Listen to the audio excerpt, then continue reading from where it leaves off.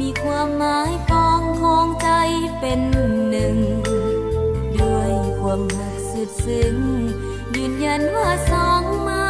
ปองเป็นคู่ชีวิตทั้งสอง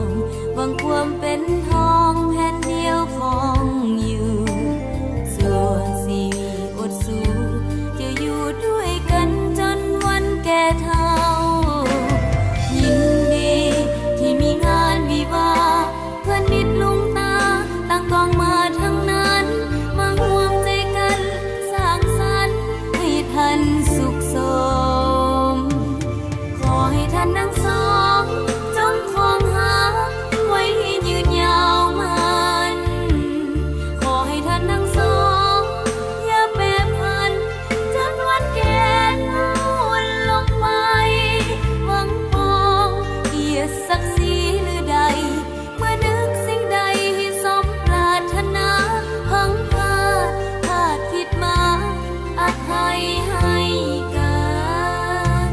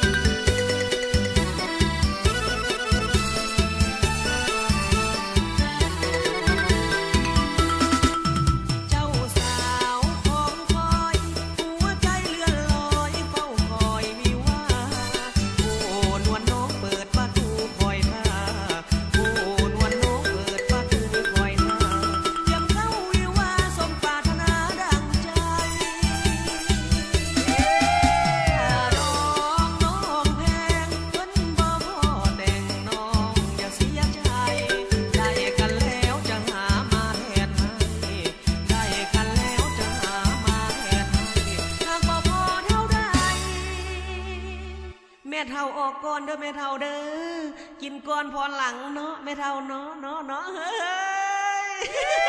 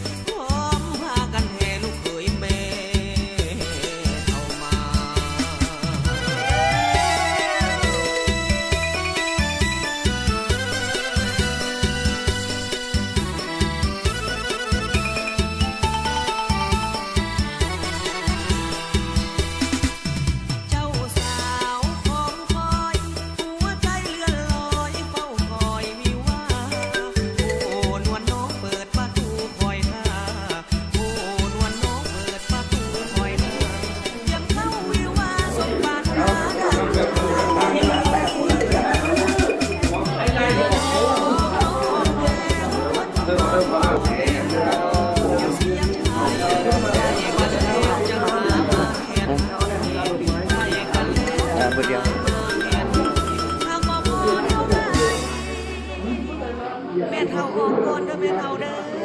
กินก่อนพรหลังเนาะแม่เฒ่าเนาะ เอาขึ้นต้องนะเอามาอาจารย์เราเป็นครอบเป็นครัวเป็นคู่หัวตัวเมียอะไรนั่นนี่เขาจะเล่นกันแต่ในนี้มักเพื่อนมักแข่งเขาเจ้าเท่าถูกแวกทั้งหมดจะเป็นการได้พอเรียนเป็นวงกับเพื่อนเพื่อบุญลงถูกแวกเข้าไปชอบบอกเป็นทางการ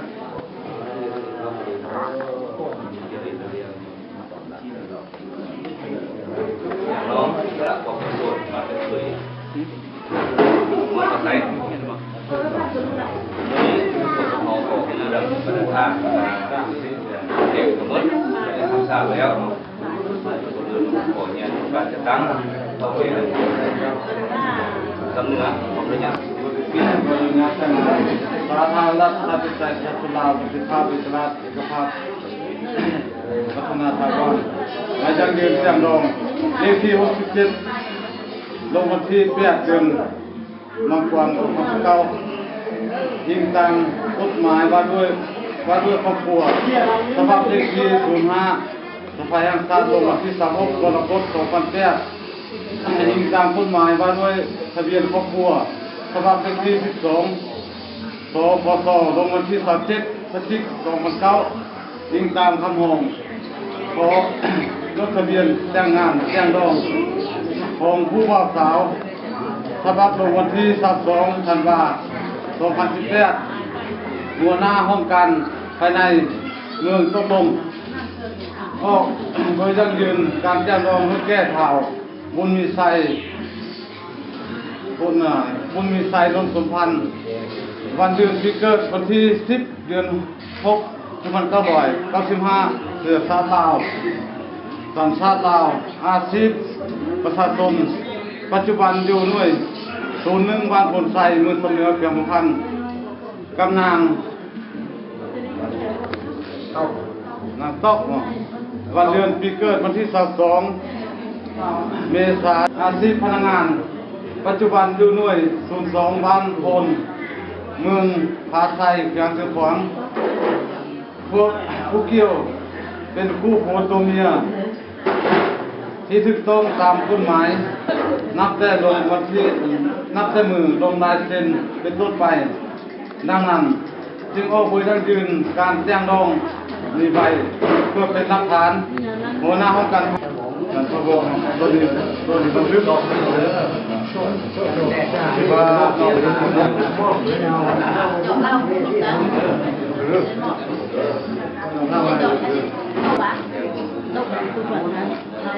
เจ้าคนสั่งเลยครับ ก็สร้างนี่แหละดี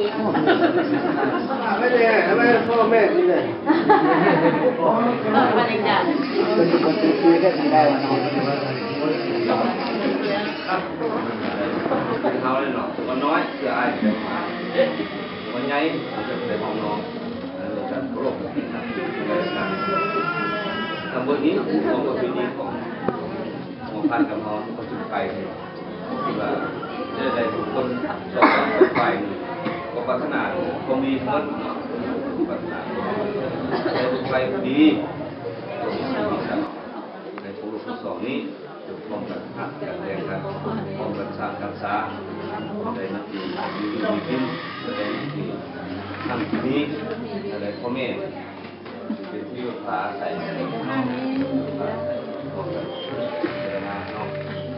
วันนั้นมีอย่างแล้วฝากไปที่ไม่ช่วยนี้ไปบอกเลยว่าขณะนี้ แต่เรานะรักควบคุมในบ้านก่อน ตัวแล้ว นายนี่ ลูกแล้ว มีเงินไหม ผมไม่พร้อมไงดีขึ้นลูกเราเนาะ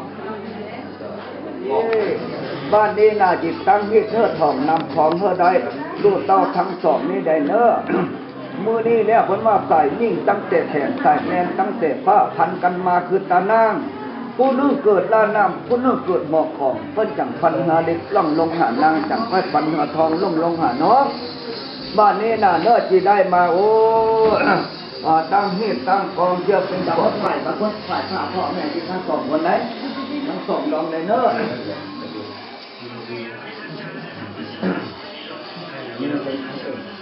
เจ้าคนจะไปปัดก็ได้ แล้วก็จะมา เนอะอันนี้ญาติกินย่อเนอะคนเสื้อมันจะโดนเนอะอ๋อนี่แหละจีขอนำนี่เธอทองสวมส่งตั้งนี้นะแม่เนี่ยน้ำมือนี่น่ะพ่อแม่ทั้งสองจะเป้าเนอะเจ้าจะเวลาก่อนเนอะมือนี่แหละพ่อแม่ทั้งสองเบื้องสองทางมือรู้แล้วนู่นเด้อมือนี่แหละซกแล่นต้องตกหน่อยสั่นคำซกแล่นตำตกหน่อยขันแก้วมือนี่แล้วลูกขอสร้างครอบสร้างครัวอายุยันโตนำพ่อนำแม่บุญคุณพ่อแม่เลี้ยงเมื่อแสนหัวปลาปิดตามาดาเลี้ยงตาขันสมมายกขึ้นเจียงหน้าขอพ่อแม่ทั้งสองเบื้องสองทางจงอนิยโตโทสั่งยังโทษหล่อนว่าจีได้ทิมวงกายหน้าทิมผ้ากายตาก็ขอพ่อแม่จังสาบาปสากรรมมุดรองสองละลายได้ยกไปจับเอาคนละขันทางนั้นก็เอาคนละอันเนอะไม่ตรงนั้นเลยเนอะเอาคนละอันเลยตัวเจ้าจีว่าเนื้อเอาไปโทษแล้วลูกเจ้านั่นเนอะลูกห้างลูกนี้ถ้าเป็นฝ่อเกี้ยวเมทิพกับสุดแล้วก้มลงลูกก้มลงก้มลงก้มมาลงลงสาบาปสากรรมบ่มีเหือบาป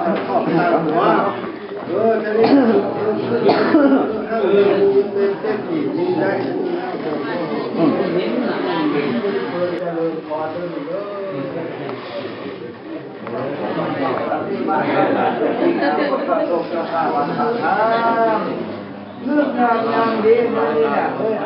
ยมันนี่แหละบ้านนี้แหละที่ได้นำพิษมาเพื่อสอบนำทองมาหอดเนื้อ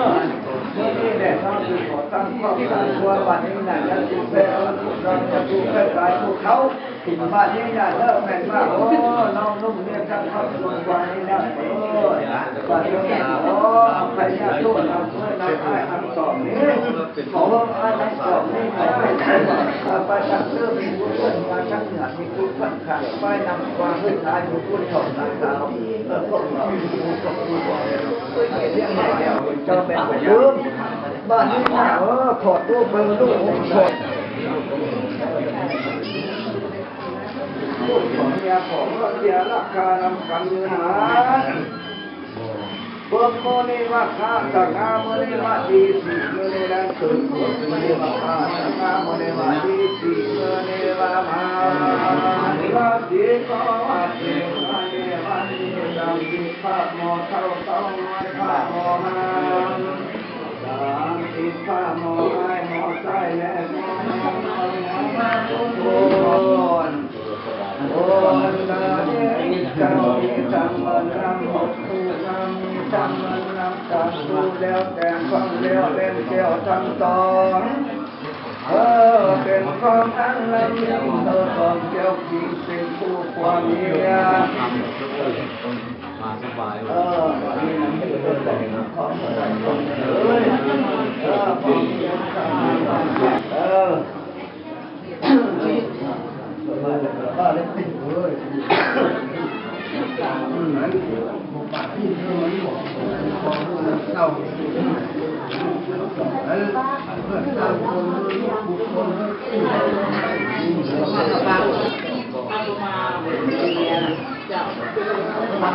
จบไปเนื้อพ่อเลยนางเลยตั้งแต่ที่ไปนางพ่อแล้วเนี่ยนางเข้ามาพาสู่ลูกนางพ่อจะมายังเข้ามาไกล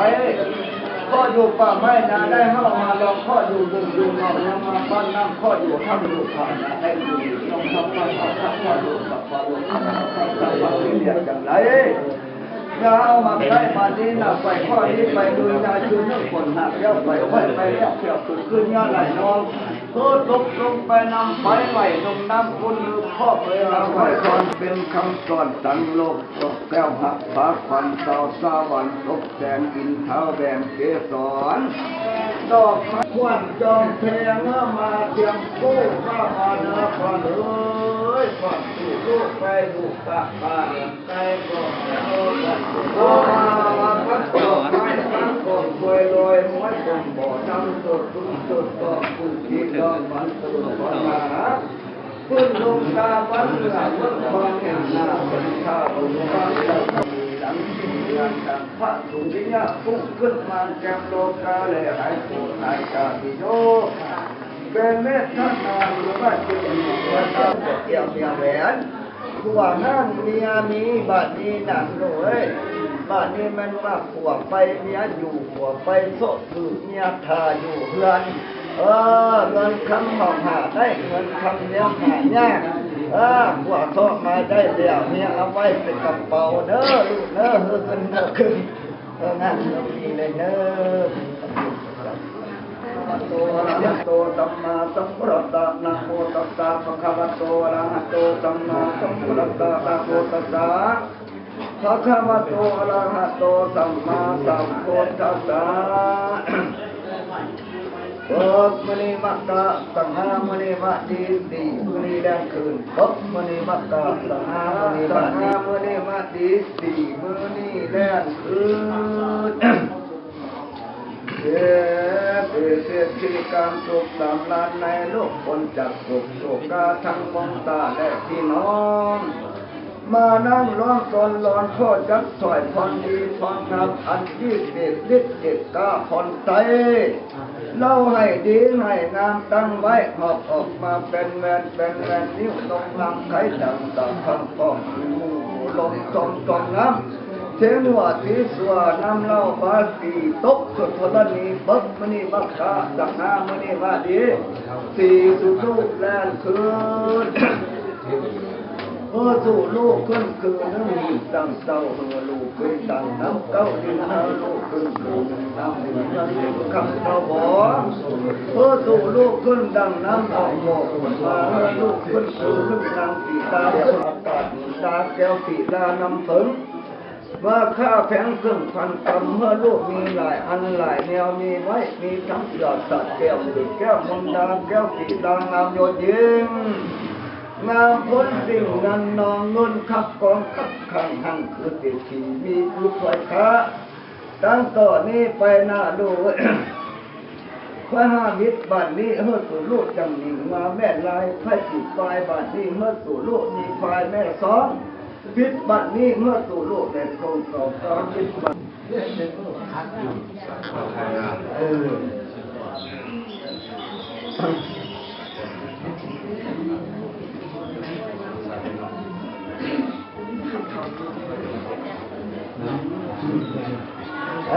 ไข่มุดพวกวางไข่ไอ้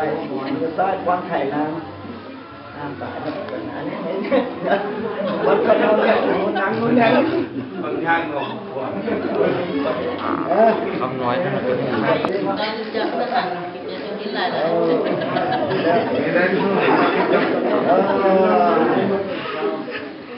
งับบนแล้วก็แล้วก็เท่านั้นน่ะบ้านนี้ลูกเต้าทั้งสองนี่แหละพ่อแม่ได้ขอสมบัติมาบุญพ่อแม่ลุงตาโอ้ยไอ้ทุกคนบ้านนี้ล่ะจึงได้มาตั้งขอบตั้งว่าแล้วมีเสียงตาเลี้ยงเตปาพันกันมาคือกันนั่งบ้านเอกจึงได้โอยดอกไม้ดวงเทียนมาสมบัติสมมาพ่อแม่เท่าแก่ลุงตาวัดทุกคนบ้านนี้น่ะลูกโตทั้งสองคนฝ่ายนามาลาและหลังดอกเขาดอกและถูกเทียนนั้นเจอขันโตแท้ก้มหน้าโตมาท้าขอสมบัติสมมาพ่อแม่ผู้มีสิ่งมูลบุญโดไม่จำสัจจะมันจำดีมุตาเป็นเพื่อนก็รักก็มีทั้งความอะไรเด้บ้านนี้ลูกเจ้ากูขอฝันดีลงมาช่วยเจ้าขอฝันเจ้ามันเกิดกินมันก็นำแม่มันลูกวันรุ่งว่าลูกเป็นคนเกี่ยวมีติดอยู่ดีมีแห้งขึ้นไปสู่บ้านนั้นดังลูกดังเมียและดังไอ้เนอบ้านนี้นะบ้านนี้นะไอ้ยำป่าหน้าจริงอยู่ไว้ของลำแดงเนอขอจะมีความเมื่อตัวเดียวเท่าสิ่งนี้ดอกไม้ดวงจันทร์ขอสมบัติสมมาไอ้ที่นี่นะบุญขอเลี้ยงตัวเมียแก้วปานินะขอเท่าเก่แล้วนำตังไปทุกปีทุกเดือนนั้นเถอะต้องหันเจอแล้ว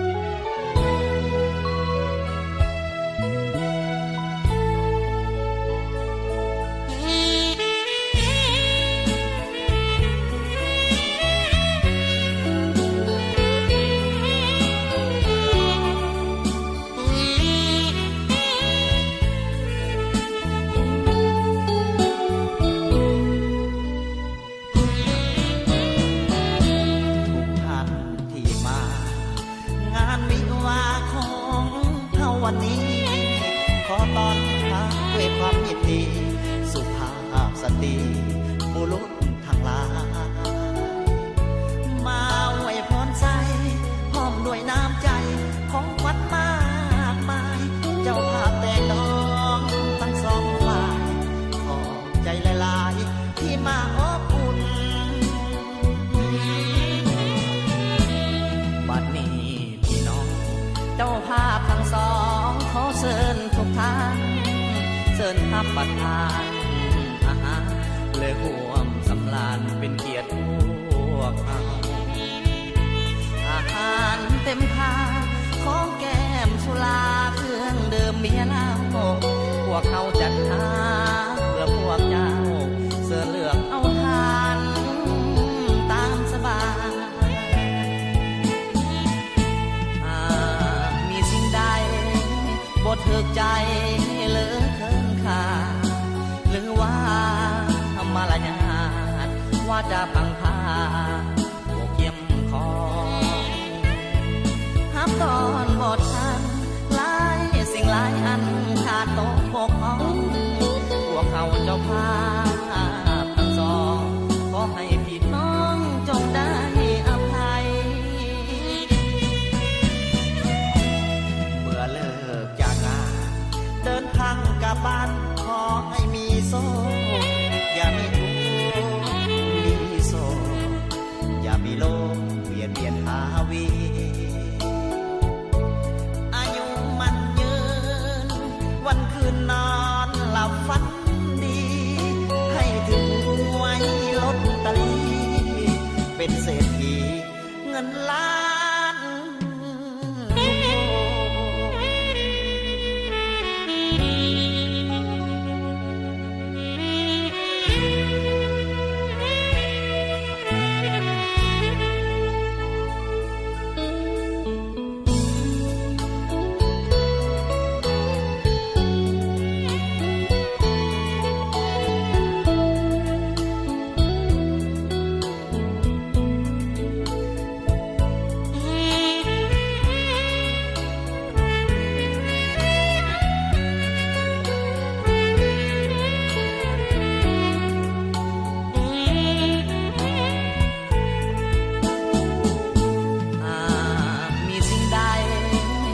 ถึกใจเหลือเกินขาหรือว่ามารยาทว่าจะพังพาพวกเยี่ยมของห้ามตอนบททางหลายสิ่งหลายอันขาดตกบกพร่องพวกเขาเจ้าภาพทั้งสองขอให้พี่น้องจงได้อภัยเมื่อเลิกจากงานเดินทางกลับบ้านขอให้มีโซ่อย่ามีทุกข์มีโซ่อย่ามีโลกเวียนหาวีอายุมันยืนวันคืนนอนหลับฝันดีให้ถึงไว้ลดตลีเป็นเศรษฐีเงินล้าน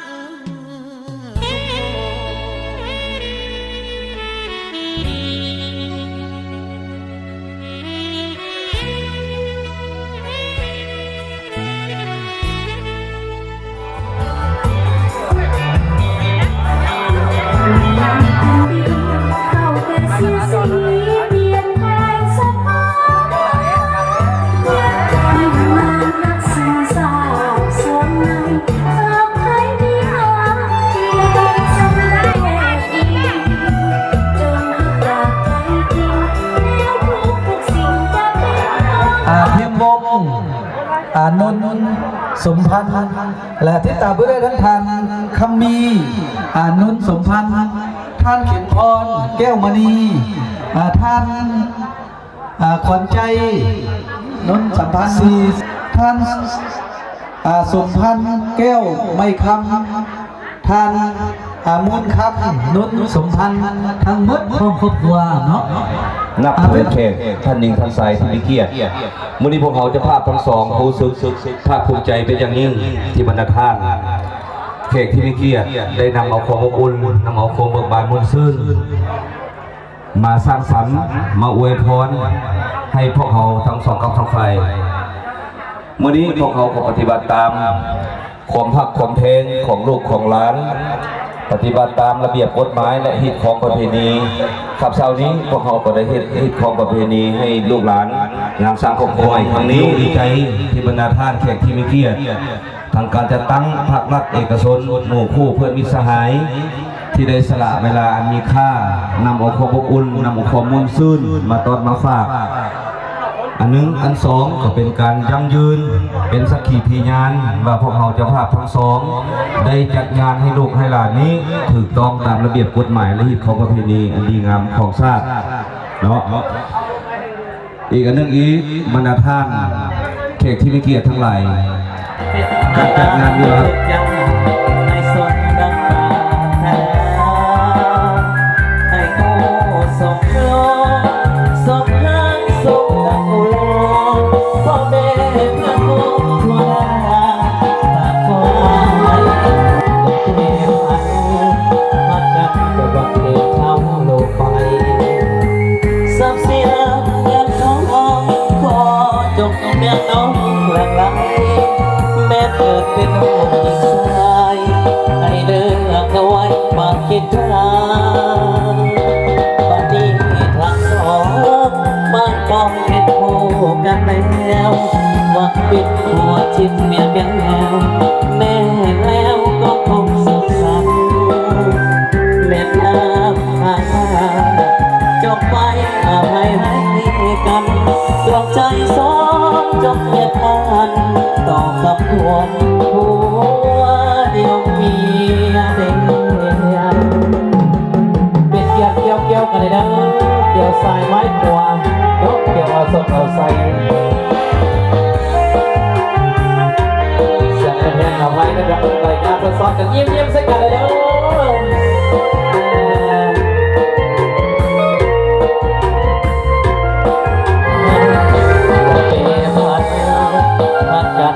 วันแม่ทำลงไปทรัพย์สินเงินทองพอจงเลี้ยงน้องหลังไหลแม่เกิดเป็นลูกหญิงชายให้เลยกันดวงใจสองจงเย็นมันต่อคำหวนตัวเดียวเมียเดียวเอาเกี่ยวกันได้เด้อเกี่ยวหัวมีกันลายเกี่ยวใส่ในแบบนี้เขาอยากลงให้ลำลงบอกให้เป็นสองสิ่งคงรักกันมาตั้งนานสาบานกันแต่หลายปี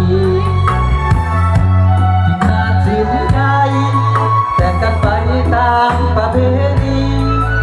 เขาขอไว้พรเต็มดีจะได้มุนมองให้เจ้า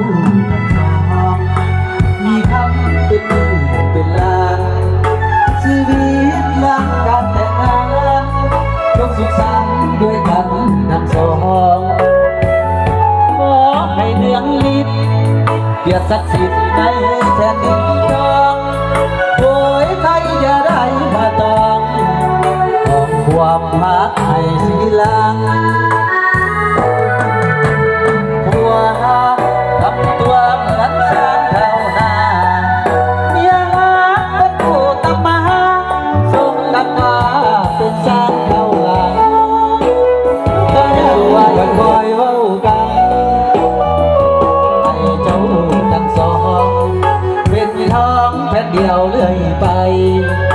คงมาด้วยความจังใจเรื่อยไปชั่วกาลนาน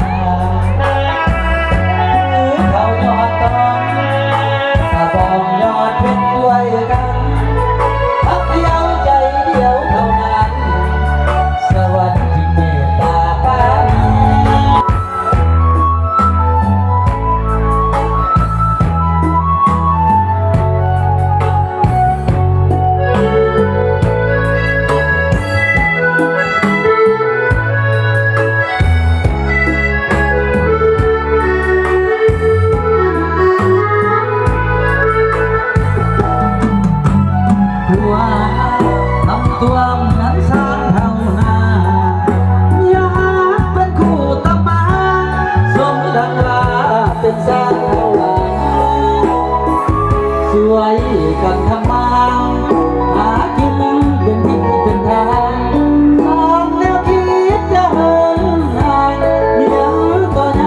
ค่อยๆเว้ากันให้เจ้าทั้งสองเป็นท้องแค่เดียวเลื่อยไปคงมาฮักด้วยความแจ่มใสเลื่อยไปสู่กาลนาน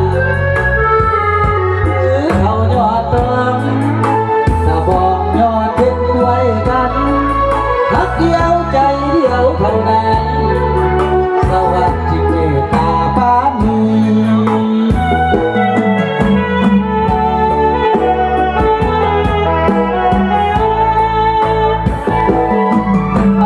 สักสัมบรรยากาศเนาะละวงไว้ใส่เพิ่นทั้งเจ้าบ่าวเจ้าสาวถือว่าผ่านไปแล้วเนาะบัดนี้ก็สิมาเข้าสู่บรรยากาศละวงสามัคคีมอบให้ทั้งเจ้าภาพทั้งสองกำสองฝ่ายเป็นแก้วดองสองฮักเป็นหอมโพมใส่ให้ลูกให้หลานสำหรับมื้อนี้แนวการนี้ขอเฮียนเชิญเจ้าภาพทั้งฝ่ายซ้ายเนาะคือทางพิมพ์วงทางคำมีท่านเขียนพรท่านขวัญใจท่านพันโทบุญประสงค์ท่านห้อยเอกพรศรีท่านสมพรสมพันธ์ท่านมุ่งคำ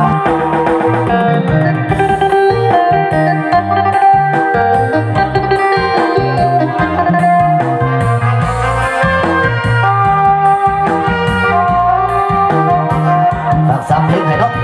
ไม่อยากไปตอนแต่งพอพันก่อนที่เก่าๆไม่ต้องใส่ต้องลืมซะหน่อยลมหนาวพัดมา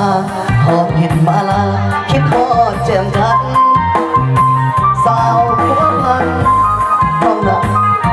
อยู่กับผู้ใดแต่งงานหรือยังสาวดังทั่วเมืองสำไสคนงามสาวเมืองเมียสันมากชอบงามเพียงสายเลี้ยวมองกระท้องทุ่งนาสาวเมืองเสียงร้องให้รออายก่อนเธอนาอย่าเฝ้าแต่งานเลือเมืองแห่งวันตาสาวสามีสาวเมืองหัวเมืองอย่าเพียงเด้อสาวทางหลังสงกรานต์เมื่อบนเรือนน้ำสองเขามาเที่ยวตาเสลยเดินสมเชี่ยวคำผ่านผู้นำสุดใจแท้แดดผู้สูงมีลมพัดเสยสมคำเดินแค่น้อหัวพันยามหายจากลางขอฝากมาเรียกดวงตาน้อลันน้อคงเคยต้มห่วงกินกันมาสาวงามอยู่ใต้ลมฟ้าผู้ใดสิมาเทียบสาวหัวพันขอเชิญท่านพ่อบ้านมาเที่ยวกันเด้อให้มาเป่าเนาะไม่ได้ห้องเพิ่มเลยแต่สิ่งนั้นดึงต้องขออภัยไม่ต้องเลยของกินก็กินมันเก่าเนาะ